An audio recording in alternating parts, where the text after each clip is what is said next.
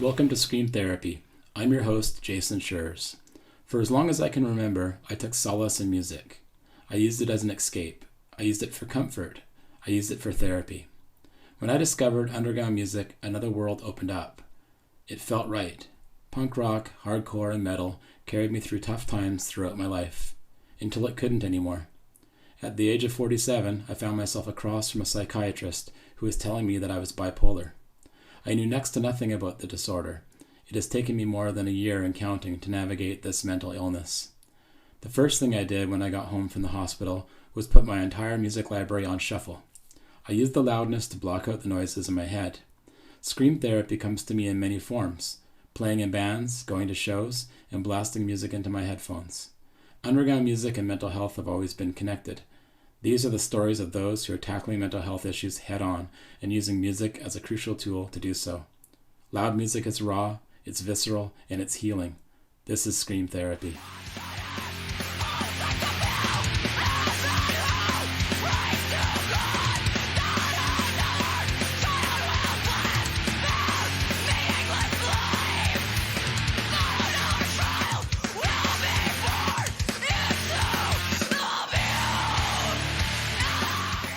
Bianca Cruz Benitez is the vocalist of Amygdala, a San Antonio, Texas punk metal band that has toured extensively. I saw them a few years ago at Fest in Gainesville, Florida, and they are one of the most intense bands I've seen in my life. On stage, Bianca's power was immediate, purging pain, trauma, and inner demons. Pure scream therapy. Bianca lives with borderline personality disorder, a sometimes debilitating illness that can cause intense, uncontrollable emotions for long periods of time. Triggering events can be especially difficult for those with BPD, and, like a lot of mental illnesses, it's been closely linked to post-traumatic stress disorder. Mental health, abuse, and the struggles of marginalized people are just some of the topics covered by Amygdala. People with mental illnesses are often stigmatized. They can have trouble accessing crucial services, and they are susceptible to addiction. Bianca screams a rallying cry: take care of yourself. Never give up. I'm Bianca. My pronouns are she, they. I grew up in San Antonio. I still live here currently, San Antonio, Texas. And, growing up, I never really had an opportunity to have any kind of therapy or any kind of, I guess, mental health doctor visits. And so I was really stuck, not even knowing what was going on with me. I just thought, the typical thing, oh, I must be crazy or something, because that's what my family said. But then later down the line, my friends invited me to play in their band, and they wanted me to be the vocalist because they just knew I had so much shit to say. So they were like, you're obviously the perfect person to be doing this. We want you to do this. And yeah, that's kind of how Amygdala started, just like that. I was really nervous though, because I was screaming. I didn't want to sing. I was screaming. And that was my first time ever doing vocals, and it just came out really raw and just, yeah, powerful. Yeah, I remember the first time I saw you play. This must have been 3 or 4 years ago at Fest in Gainesville. And Oh, wow. I remember thinking just how visceral it was, how immediate that was. That just like, I knew that you were screaming about something really intense, something really important. I didn't know exactly what it was. Mm-hmm. I definitely picked up on the trauma stuff in that, but yeah, Mm-hmm. and I remember just thinking, wow, this is a band that I can get into. Thank you. I didn't know that you saw us actually. Yeah, I was the guy in the front row, just like losing it. I think I might have remembered you. Okay, cool. Yeah. Do you remember the first time that you heard underground music and what sort of effect it had on you? Underground music? Oh, Punk, hardcore, metal, whatever it was.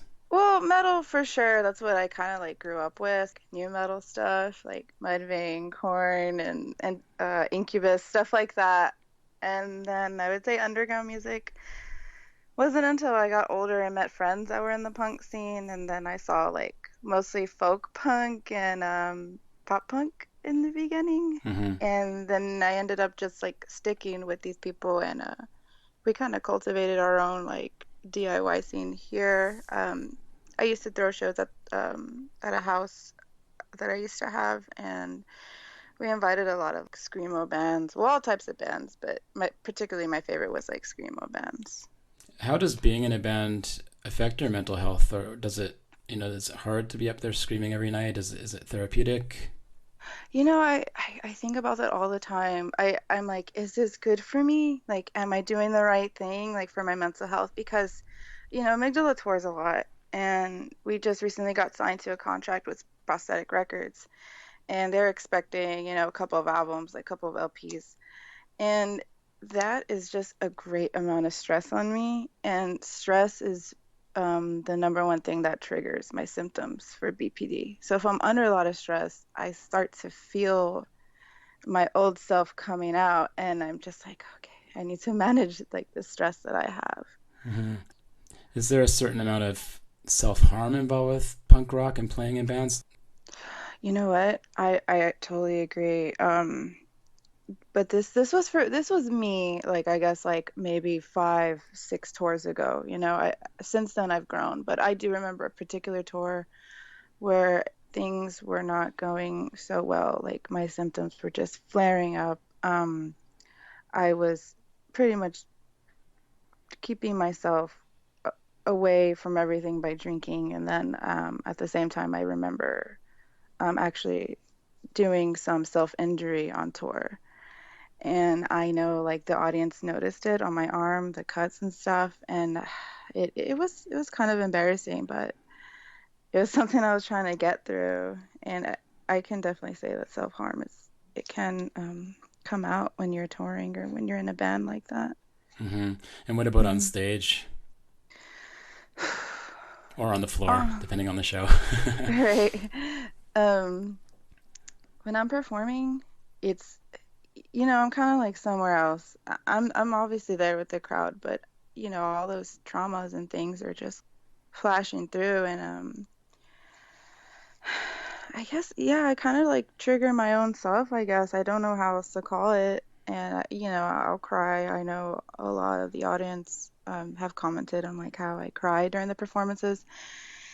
And you know what? Like I've gotten better at it, but I honestly think that me crying, me being theatrical and showing these emotions, is really important because it's just, I just find it my duty to be the person that like talks about what we don't want to talk about, or like, or scream about it rather. How do you balance the need to sort of have your own therapy on stage or when you're playing, and Hmm. also the audience's part in it? Sometimes I feel like when I'm Hmm. screaming at someone for a half an hour, 45 Hmm. minutes, I mean, am I Hmm. just freaking them out, or are they getting something back from it?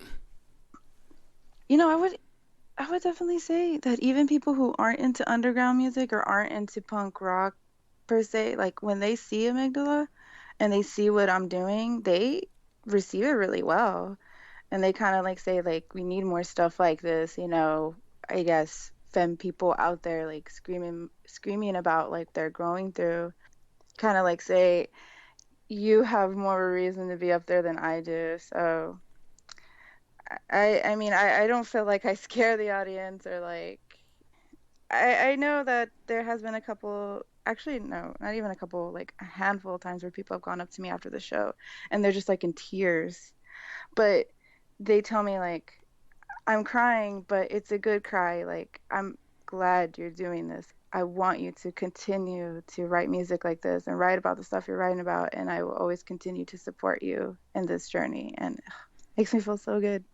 It sucks that we're relating to this like issue, but it feels good to know that, in the struggle, I'm not alone. Yeah, that's great. That's great that people Mm-hmm. say that to you. That's must be Mm-hmm. really validating. Mm-hmm. It is. It helps me continue to do what I'm doing with amygdala for sure. Yeah. Can you tell me a little bit about borderline personality disorder? I know a little bit about it. Myself, I live with bipolar, so there is a bit of confusion between the two sometimes, but I know they're very different things as well. Yeah, they're really kind of similar, but also very different. Borderline personality disorder is a broad term, and under the umbrella is all these little symptoms. Um, I feel like people who do have BPD experience it differently, Hmm. but I would say the main like experience that we all have is kind of like drawing the line between love and hate. I hope I'm explaining this well. Okay. Yeah. Yeah, it's everything is just so triggering. Like things, we feel things so immensely.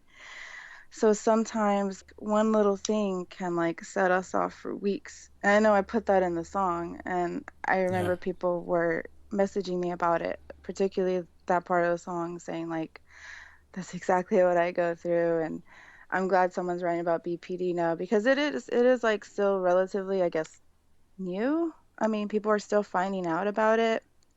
And what's disappointing is that whenever I research stuff about BPD, there's a lot of links above the search that say, "Oh, living with someone with BPD, are you being abused?" Oh So, yeah. yeah, it's really tough because it people think it makes you sound like a manipulator or like you are yourself are abusive, but it's just like these symptoms that just grab a hold of you, and that's the difficult part of it. It's really hard living with it, but it definitely can be helped with therapy. Yeah, I think there's a certain amount of villainization of folks with mental health issues. I mean, that kind of comes up with schizophrenia, bipolar. You know, that this image of the person being totally out of control and, like you said, potentially abusive. I mean, that's kind of a stereotype Yeah. in the Mhm. song. And we were talking about the song BPD versus Me there, but in the Mhm. song We Exist, Yo Existo, Mhm. you talk a lot about stigmatization, and I'm wondering about the stigmas that you've experienced over the years and sort of how they've played out. I mean, there's obviously self-stigmatization, looking inward and sort of stigmatizing yourself over certain things. But have you Mhm. received that kind of stigma from people? Oh, definitely. This song, the reason that the other part of the title is in Spanish is because it's particularly in Latinx communities that mental health is stigmatized. It's not even like a concern whatsoever, to be honest. So, yeah, I've been told if you don't stop doing what you're doing, I'm gonna beat the shit out of you, which was like Wow. me harming myself, and Mm-hmm. i- in our communities, in our families, mental health is seen as something that makes you weak. It's a very like machismo thing, like very manly thing, like to say, "Oh, you'll get over it," or "Oh, stop crying," like stop being a baby, or things like that. Yeah. And it's tough hearing those things when you're little, like because a lot of the songs, I'm sure you know by now, talk about being sexually abused as a child. Yeah. So going through that and growing up, not even knowing what's going on with me in my head, like not knowing what this trauma is doing to me mentally, and then hearing those kinds of things, it just, whew, I've come a long way. But Yeah. yeah, the song was particularly about the stigmatization of mental health in Latinx communities. Well, mostly, I mean, all POC communities, I'm sure, go through similar things that we do. Mm-hmm. Well, first of all, I want to say that I'm really sorry that happened to you when you were a kid. Thank you. Yeah, I Hmm. just wonder if with folks that are coming from trauma, coming Hmm. from places of mental health Hmm. issues through their childhood or even through their adulthood, um, Hmm. how does underground music or punk rock, loud music, how does that play into the healing and the sort of the finding your place? The music itself, just the elements of loudness really helped. Getting to scream all this stuff helps, uh, gets my message across clear. People that understand screaming music. I've actually Oh had yeah. people come up to me and tell me like, you should probably sing that, not scream it. We'd probably all understand it better. It's like you obviously don't get it. Yeah. um, Definitely the culture that it has. I feel like a lot of us are going through something in the punk scene, hardcore scene, whichever underground scene you want to pinpoint that on. And I feel like we're kind of all looking for that outlet, you know.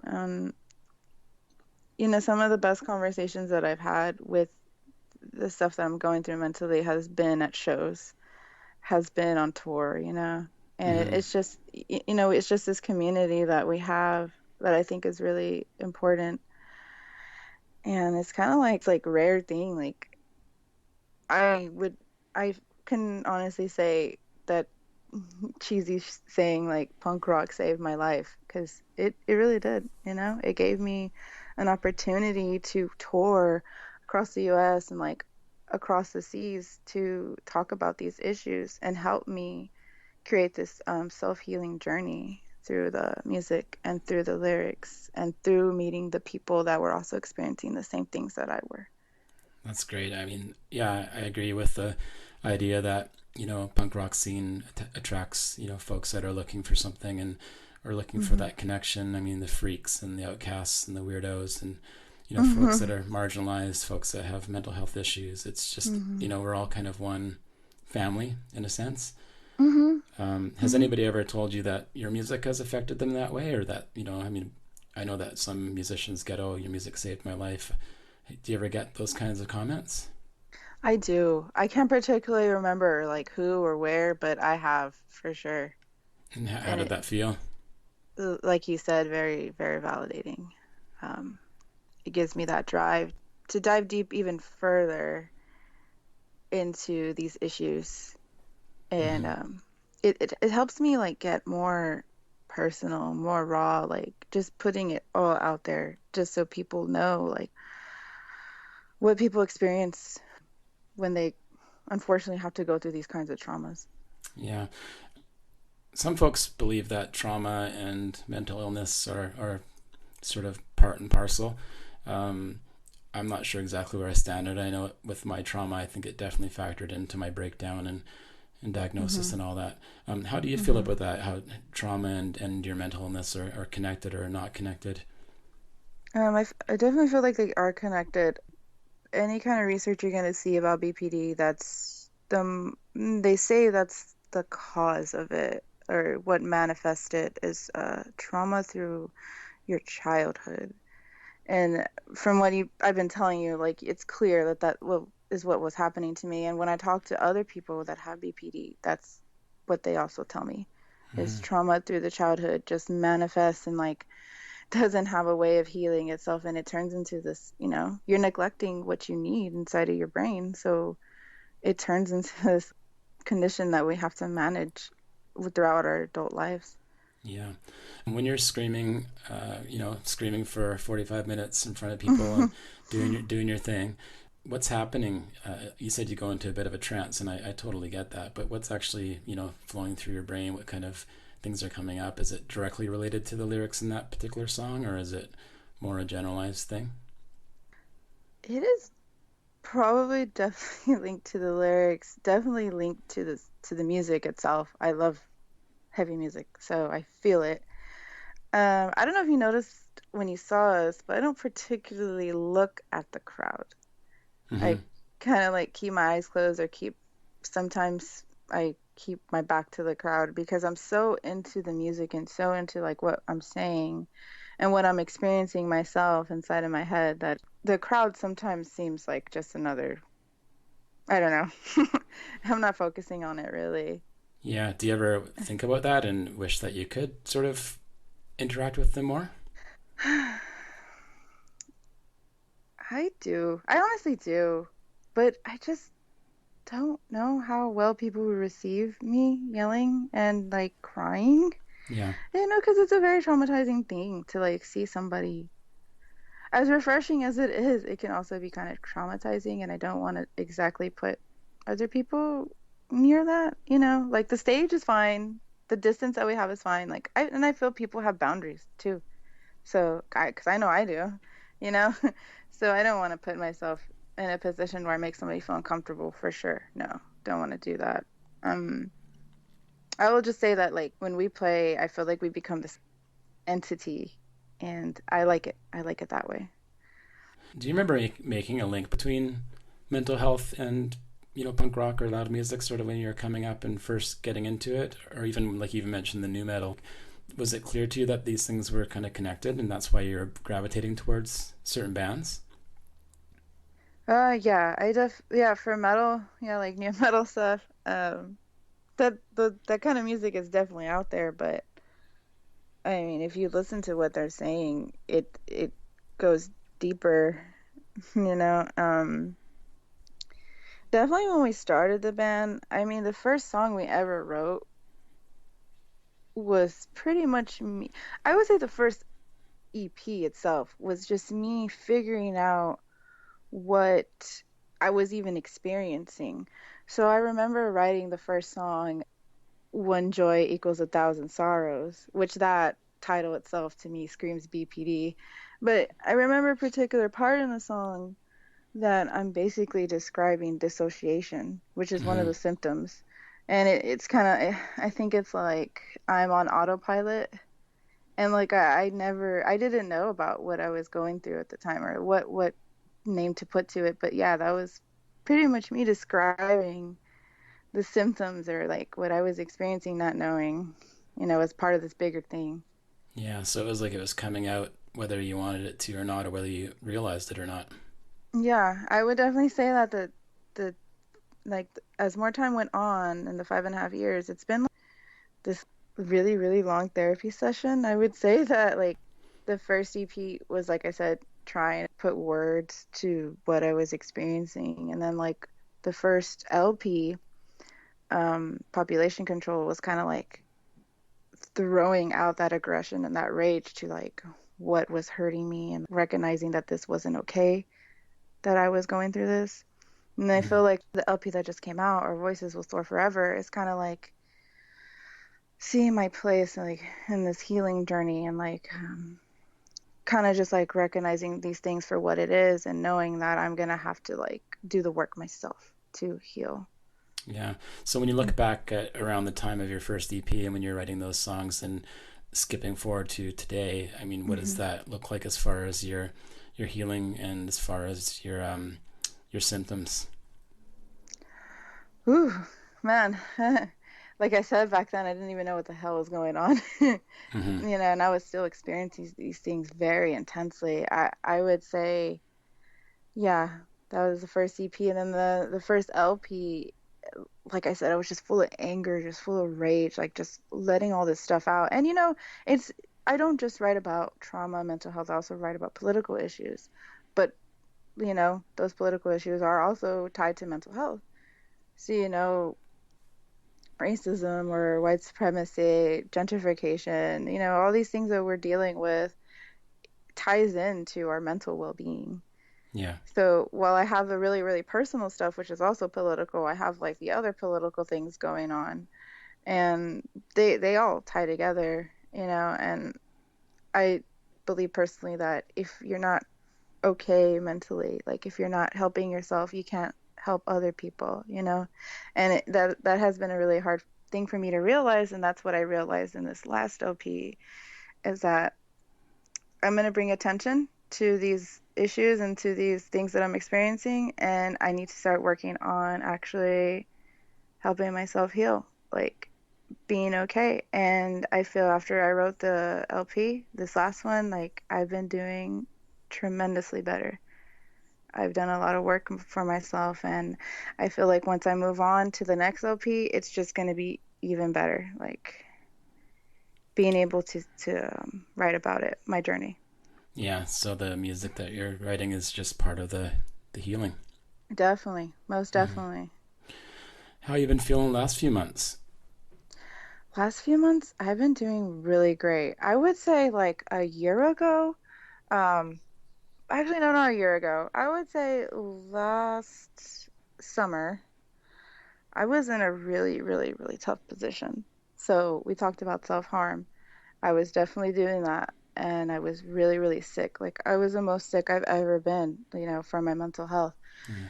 And I had to make a change. I had to do a lot of changes. I had to do some therapy. I had to hold myself accountable, for things that I did do while I was so out of it during these episodes of BPD. And with all that, I found like peace. I was able to start the really tough healing process, you know. Hmm. And through that, I found somebody and I got married, which is awesome. Wow, that's So, cool. yeah, Congratulations. thank you. Thank you. And I feel like if I wasn't the person, I feel like if I didn't help myself, I wouldn't be able to give myself to somebody else, find that person that I could share this life with.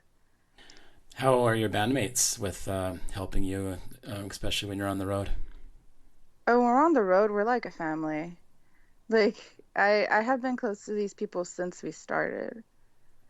So, I mean, being around these people, touring with them, like pretty much living together for like months at a time, we've gotten really close. And, we do our fair share of like getting at each other, like fighting or, I would just say disagreements. Yeah. But we really do keep a lookout for each other on the road. That is so important, especially as like marginalized individuals. Like we cannot risk not keeping an eye on each other. You know what I mean? Yeah, for sure. Hmm. I really want to thank you for joining us today and for talking so openly.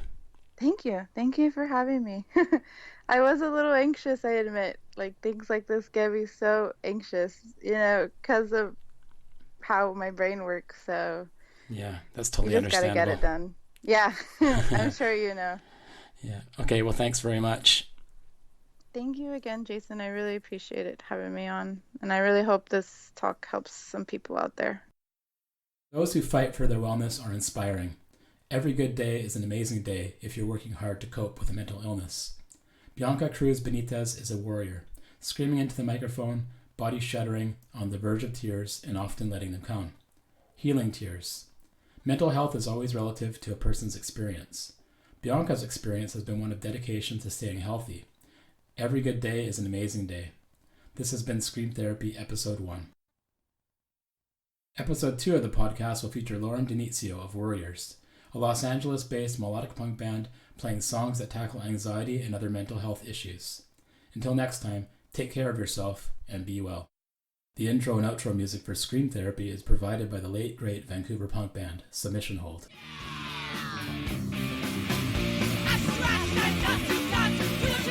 Try and trust me, keep it, if you don't